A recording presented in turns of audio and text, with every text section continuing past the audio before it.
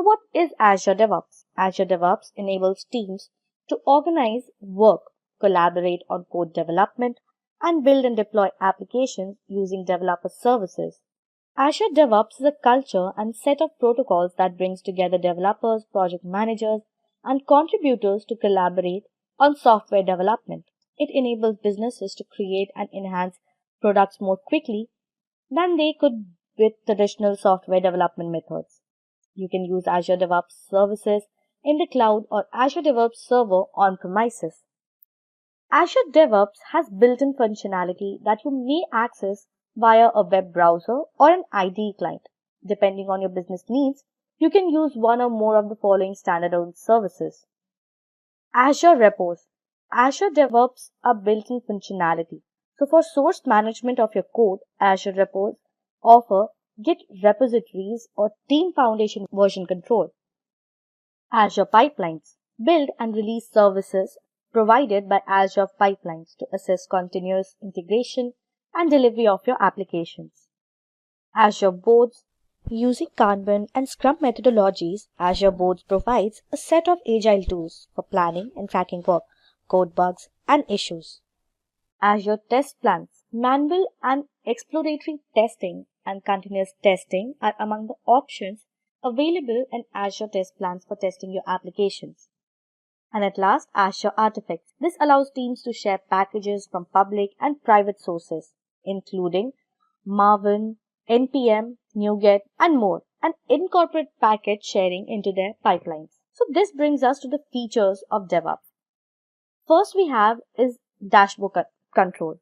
You can rapidly navigate to different regions of the project, build and manage dashboards, and set dashboard widgets using the DevOps dashboard functionality. Then we have improved source control.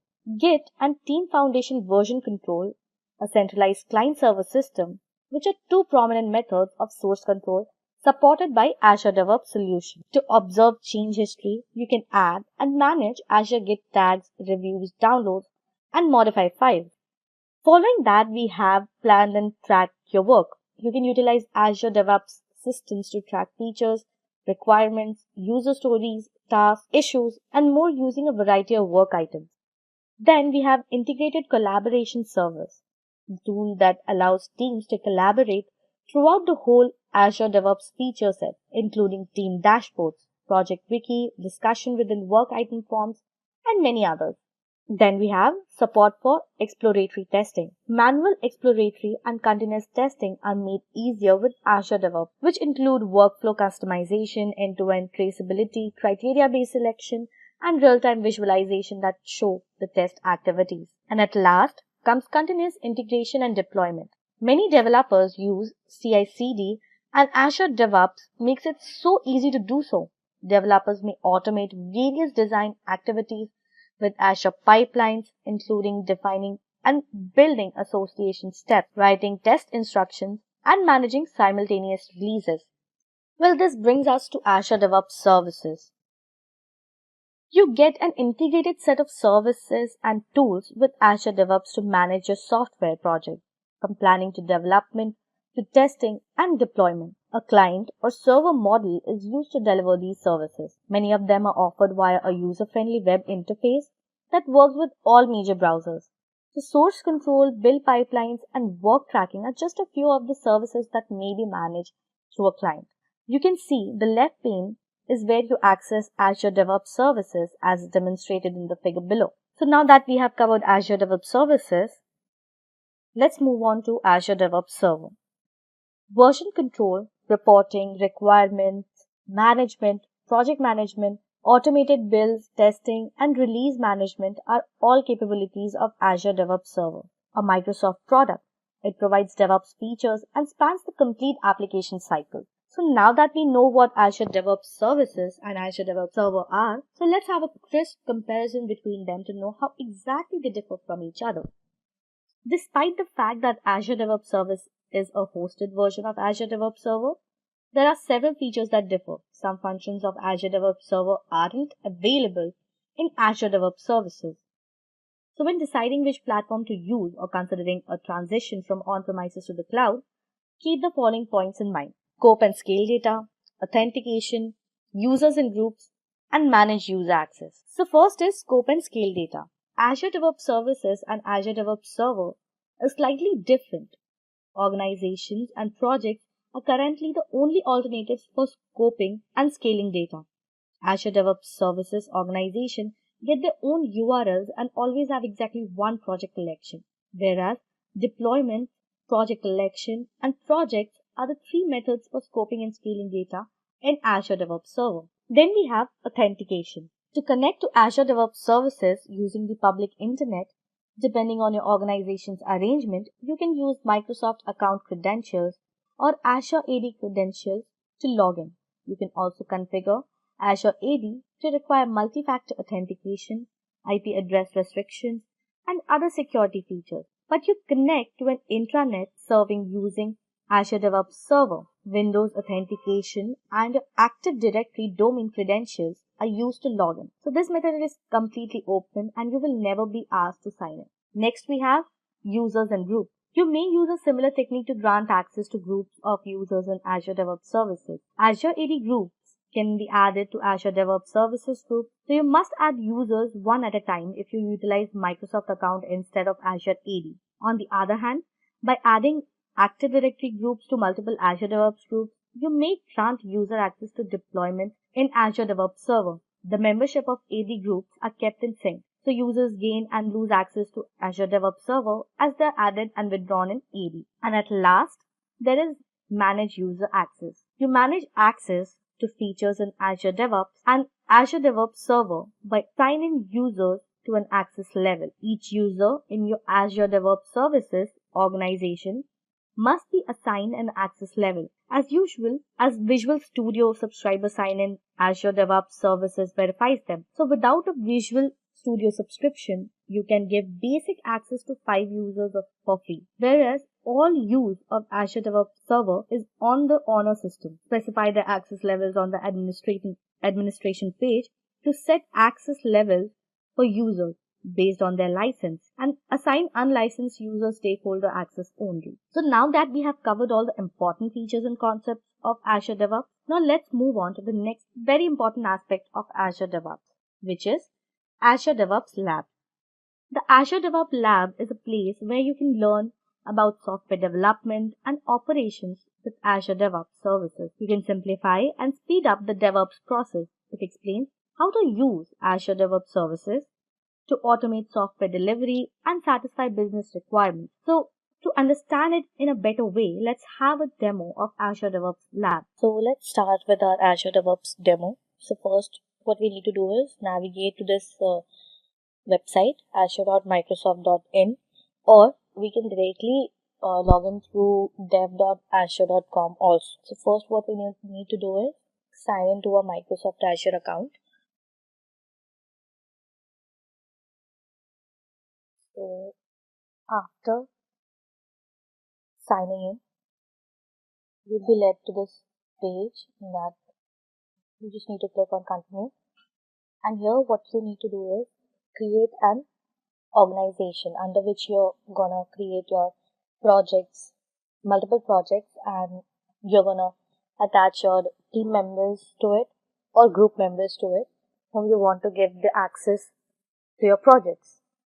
So what is the difference between organization and project is, if you have given anybody access to your organization or somebody is a part of your organization, then that particular individual will have access to all of your projects. But if you have given somebody only access to your project, then he'll be only restricted to that particular project.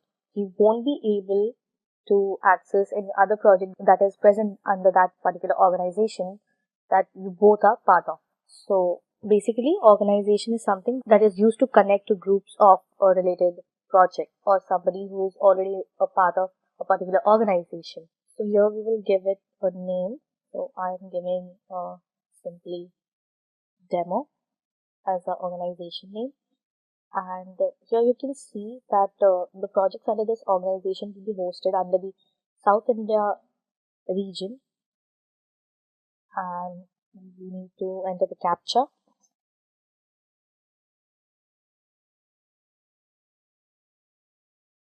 And click on continue.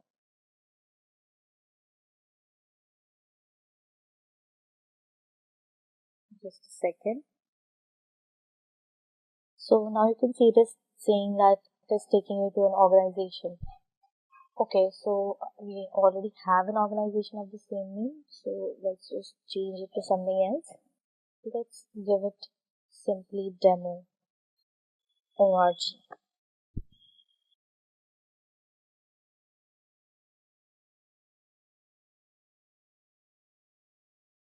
So here you can see this saying that it's taking to your Azure DevOps organization where you'll be creating your projects. So now you can see your organization name here, and here you just need to create a project name. So I'm giving it simply demo project. Now below you can see visibility. We can opt either public or private. So what is public or private? So basically, if you keep the visibility of the project public, then once you copy this URL, so as I was saying, once you copy this URL into some other browser or incognito mode, you will be able to have the access to the project. But if you keep its visibility private, then only the people who have real access to your organization or to your project will be able to access that project or will be able to see that project or work on it.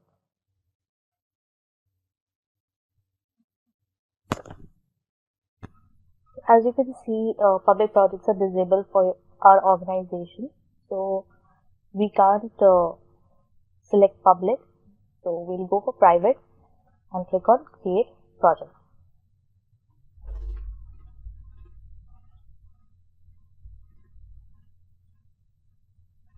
Now here you can see the home page of your organization where you have this project, and here you can access the statistics of project, how it is performing, how much time you have contributed to it, or what all services you have added to your project. And down below you will be able to see that there is just one member, which is the root user of this project, and once you start adding more members to your project, their details will be added to this particular block. So now here you can see these are the services, boards, repos, pipelines, test plans, and artifacts services that is provided to you to add to your project. So now let's have a look at them one by one. So first one is boards. As we click on boards, you can see multiple options, your work items, boards, backlogs, sprints, queries, delivery plans. Here you can see it is all empty as we haven't added any service or we haven't worked on a project yet. So let's just click on new work item. So here you can see one is epic, issue, and task. So epic is an option that is, you can see a pro option for work items. So basically epic represents business initiative to be accomplished, and it is basically available for basic, agile, scrum, and CMMI process templates. So what it exactly does is increases customer engagement, that whatever your project is, if it's the engagement of your project, that how it's performing and how it is performing towards the people whom you have given access to the project. Also helps to create new architecture to improve the performance of your project, and it also supports mobile applications. So basically when you're deploying any mobile application in your project or creating a mobile application as a project, so it will be able to support that as well. Let's click on Epic. So here you can see you need to enter a title for your Epic option. So here you need to add the title of your epic, like for say we are creating a healthcare or an e-commerce application. So obviously it will be segmented into different parts. Like you'll be having search options or support options or homepage. So we just need to give it a name. And here you can see its state is to do. For now we just have to do because we haven't actually created anything in our project and we haven't given any input. So it's in to-do list, and once we start working on it, we can change the state. It can be in progress or completing. So there are multiple states for your epic. And here you can see the area is simply demo project. That means that we want to assign this search new epic into this project. And we can also click description over here, that what exactly our new epic is about. Like for search options, we need to specify or give a description that this is for searching options related to our application.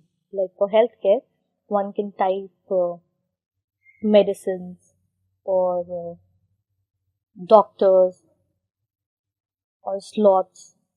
So that is thing that we can add in our description, that it will help the user to understand what this feature is about. So this was epic, and once done we can click on save. So here you can see other stuffs also, like priority. So we can select priority according to our will. So here by default it is priority 2. So priority basically is which function will come first. And here you can mention start date, target date. So once it's done, you can click on save. Now let's move to the next one. Second, what we have is issue.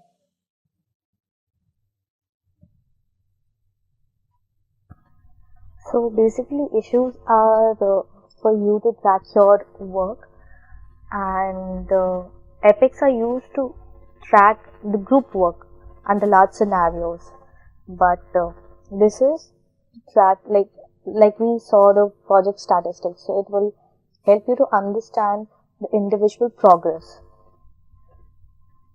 So basically issues are raised when you find any obstacle in your progress or in your work. So it can be compared to impediments also. So when you're working with Agile, you need to deal with issues. So by default we have Agile to our project assigned. So like for example, we can see that we have a meeting. So during the meeting, members report if they have encountered any bug or any impediments. So what next we have to do is we have to track them and resolve it.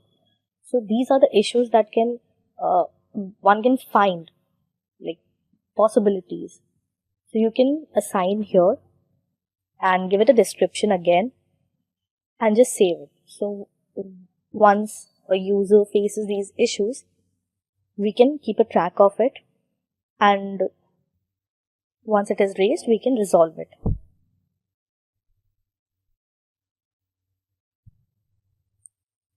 Coming to the next one. Next we have is task. So by the name only we can well understand what task is. So a task is a smaller item or smaller segment to track activity that contains all the information needed to accomplish a part of an issue, or you can say user story requirements. So this option is available for basic, agile, scrum and CMMI process templates. So again we can give it a name, what task we want to assign, and give it a description, and according to that we can select the priority and save it. So the task will be added to your project. We are not assigning any task right now because, as I said, we haven't added any particular project or particular details or application, or we haven't deployed any application yet in our project. So that is why we are not adding anything over here again, because first we need to understand what these services are and what these services are used for.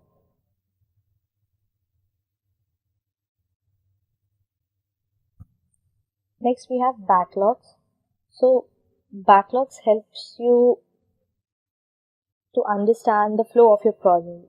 Like today you have contributed 10% of your time, and you have completed the 10% of the work, or you have worked on certain segments of the project, like for say you have worked in the support area.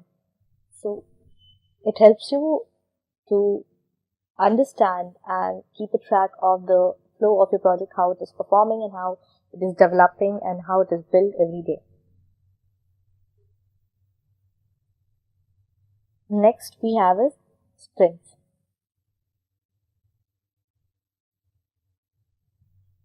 So sprints are basically a time-boxed intervals that supports your team's ability to work using the agile processes and tools. So what you can do is, whether you're having, let's say you're having a healthcare application, so you just need to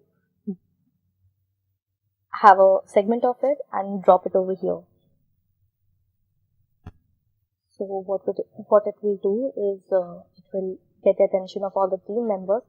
So basically what it does, it makes your project more manageable. It increases the quality of your project and also makes it work even more faster and more frequently once you add the segment to the sprint. So you can say it in one way, it gets the priority and people need to work on it, and it gives your project more flexibility to adapt to change. Now sometimes what happens is many associates scrum sprints with agile software development. So sometimes agile are often thought to be the same thing. Coming to the next one, we have queries.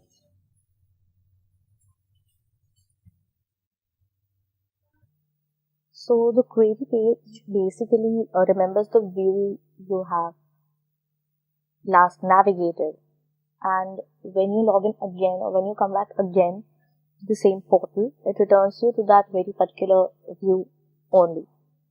So you can say that it runs with Azure DevOps command line interface, and all the open like all the pages like you have gone through, you can keep a track of it over here. You just need to click over here all, and you can just see all the queries you have defined in all this while, and also you can share the queries with the team members, so they can also know that where you have been working lately, or which segment you have been working on, or what was the last navigation which you have been going through in this whole project. So it can help you manage your project in a more efficient way and keep a track of how and what all segments you have been working on and what all segments you need to work on in your project. Coming to the next one, we have delivery plans. So here you can see we haven't created any plan yet. So basically delivery plans are a calendar view of multiple teams or team backlogs or individual backlogs from different projects. So basically it replaces the delivery plans marketplace extension, and it is only available for Azure DevOps services. So here you can say it's a summary or time summary of all the projects you have been working on in a particular organization. So now that we have covered both, let's move to the next one, which is repos. So with the name itself, we can well understand that repo stands for repositories.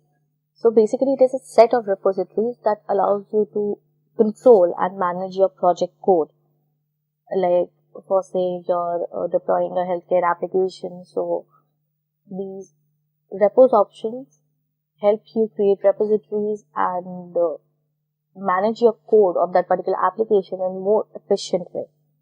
So what you can do is you can connect project solutions by using the repos link. As you can see here, it is shown. So let's look into its option one by one. First we have files. So in files, your project solution will be available in this section.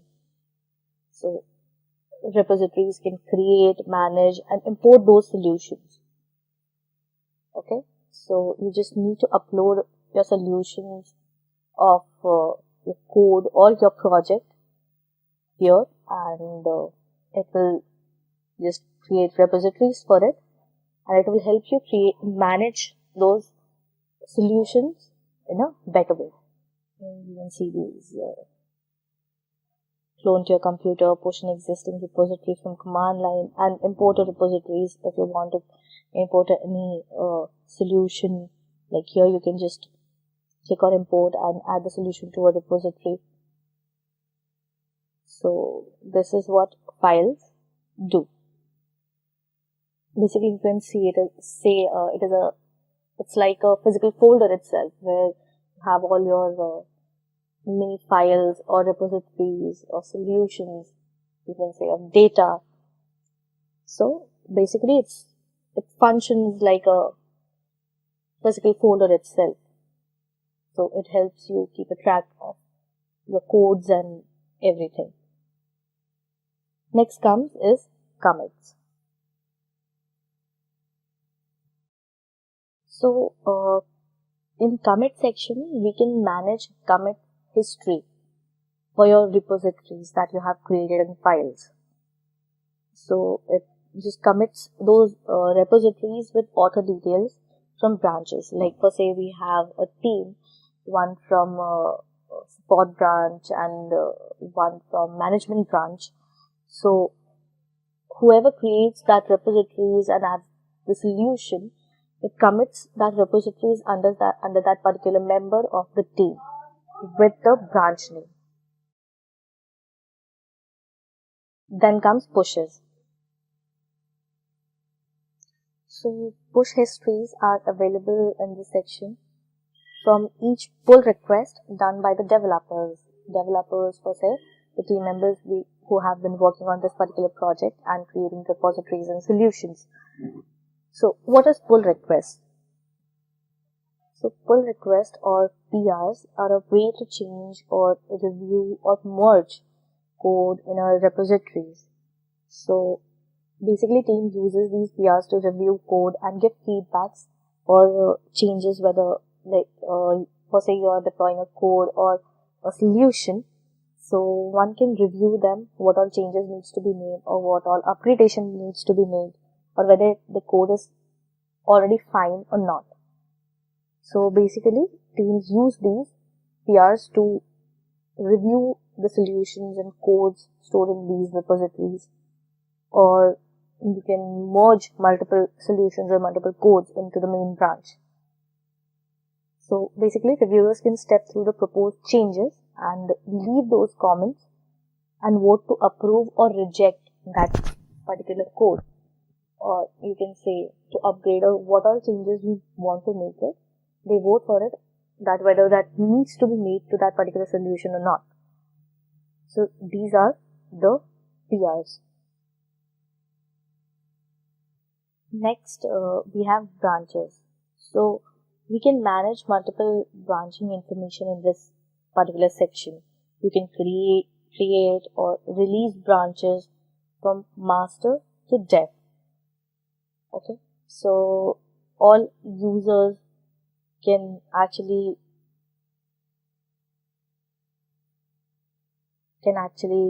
create or release branches from branching information available in this particular section.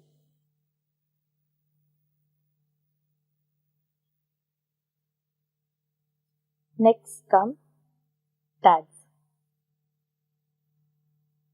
So tags are used to point out specific commits, like giving message tags and data information to branches. You can create your naming conventions to branches by using commit tags. And the next one is pull request, which we have already discussed. The PRs that are basically used in pushes. So now we have completed repos also.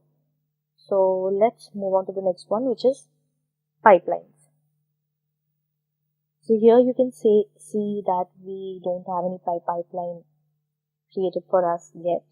So let's have a look at its provided options one by one. So the first one is environments.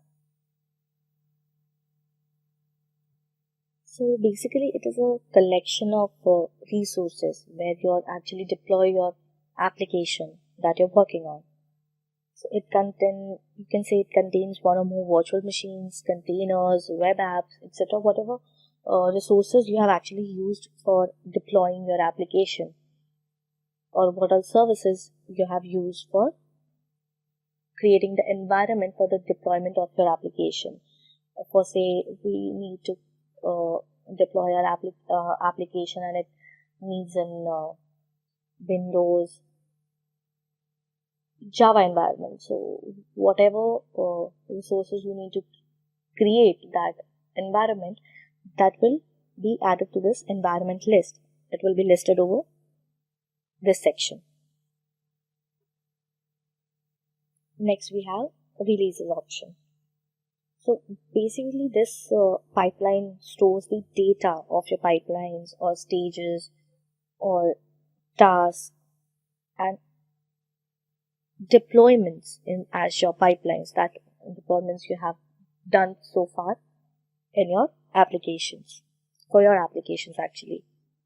So you can say that it helps your team continuously deliver software to your customers at a faster pace with a very minimum, you can say, lower risk.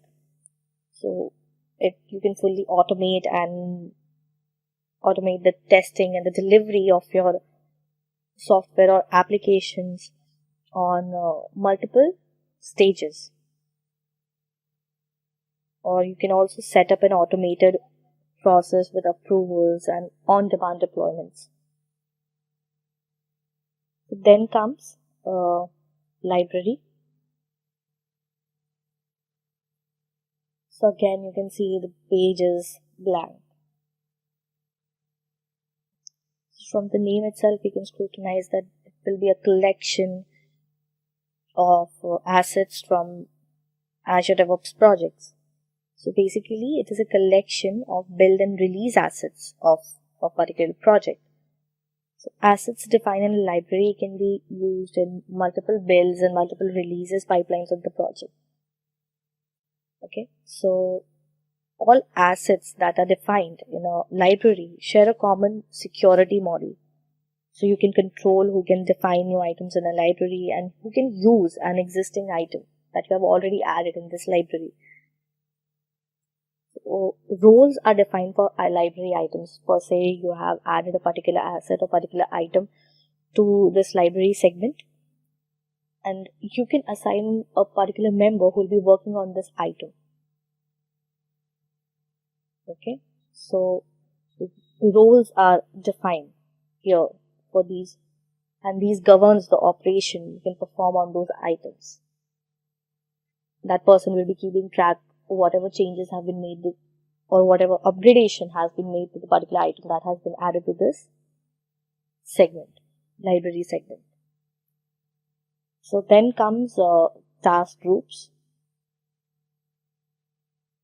So task groups are a way to standardize and centrally manage deployment steps for all applications in your projects. So when you include a task group in your definition and then make a change centrally to the task group, the change is automatically reflected in all the definitions. So we can conclude with this that a task group allows you to encapsulate a sequence of tasks already defined in you can say build or a release pipelines or into a single task group. So it just encapsulates all those sequence of tasks. So you can choose to extract the parameters from those encapsulated tasks as configured variables and abstract the rest of the task information. So what happens is the new task group is automatically added to the task catalog, and it is ready to be added to other release and build pipelines. So task groups are stored at the project level and are not accessible outside the project group. So the task groups will be only limited to the members who you have assigned in this project, and it won't be accessible to the other people or other team members from different projects, even though they are the member of the same organization. So you can say it's more of a private segment. Now that we have covered task groups, next we have deployment groups. So deployment groups are only available with classic release pipelines, and it is totally different from the deployment jobs. It is basically a collection of deployment related steps defined in a YAML file to accomplish a specific task. So in a nutshell, it is a logical set of deployment target machines that have agents installed on each one. The deployment groups represent the physical environment, for example, testing or development or production environment. So a development group is just another grouping of agents, much like an agent pool, you can say. So what you can do with this is you can specify the security context and runtime targets for the agents, or you can let yourself view live logs for each server as a deployment take place. Or you can also enable you to use machine tags to limit deployment to a specific set of servers. So this was about deployment groups. Now that we have covered one more service, let's move on to the next one, that is test plans. So test plans, the first one we have is progress report. So you can analyze with this only. The progress report will be the progress of the project you have been working on, or the deployments you have been doing, or the tasks you have been performing. So basically it lets you analyze and view data for more than one or an individual test plans in a particular project. So data for test plans can be migrated from an on-premises Azure DevOps server that won't show up in this report. Okay. So basically this section lets you drill down by each test plans and give you summary of each test plan in it. So this section also lets you to navigate to a test plan or suite of choice by double clicking on it. Okay. So this was the progress report. Next we have runs. So basically it represents the execution of pipelines. So during a run, the pipeline is processed and agents process one or more jobs. So when you run a pipeline, many things happen under the cover. While you often won't need to know about them, occasionally it's useful to have the bigger picture, right? So Azure pipelines will get processed under this test runs segment. So you'll be able to see what all performance is happening over here. Like while you're running a pipeline, you can see the running state, the date you have started that, or what all that running pipeline includes, like jobs, steps, and tasks. So runs power both continuous integration and continuous delivery pipelines. Next we have load test. So basically, Azure load testing is a fully managed Azure service that enables developers and testers to generate high-scale load with custom Apache JMeter scripts and gain actionable insights to catch and fix performance bottlenecks at scale. So basically, application performance and resiliency are more important than ever before.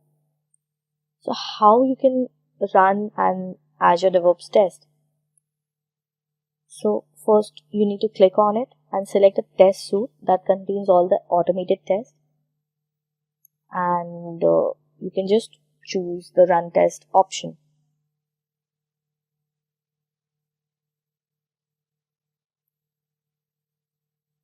And it will start processing it. So this service basically simulates traffic for your application, you can say, regardless of on which platform or where it is actually hosted. So now that we have covered test plans as well, let's move on to the next one, that is artifacts. So this is the last service that is provided to your project by Azure DevOps. So artifacts is a byproduct produced during the software development process. So it mainly consists of the project source code, dependency, or binaries or resources that could be represented in different layout depending on the particular technology. So it's like an extension that makes it easier to discover, install, or publish and Maven packages in Azure DevOps. It's basically deeply integrated with other hubs like Build, so that package management can become a seamless part for your existing workflows. So what is exactly it is used for? So it can be used for both public and private organization with teams of any size. It basically manages your NPM or NuGet packages via feeds, and it allows you to create and share your Maven. So it's a package management solution integrated with your Azure DevOps. So this was all about the services that is provided to your projects. So now that you know what all services do for your project and what are their benefits and how they function, now you can actually plan your project and start creating and working on it and start deploying with the users and what all services you want for your particular project. So what you can do is click here on project setting. Just a second. Yeah, you can just click on project setting. So now what you can do is you can add in description that what your actual project is about. So for say, like I said, if you're creating in a healthcare application, so you can just give it a description that it is for healthcare related issues, queries, and helps needed, and like you're tying that particular application with different hospitals or healthcare organizations. So you can actually add those information in this description.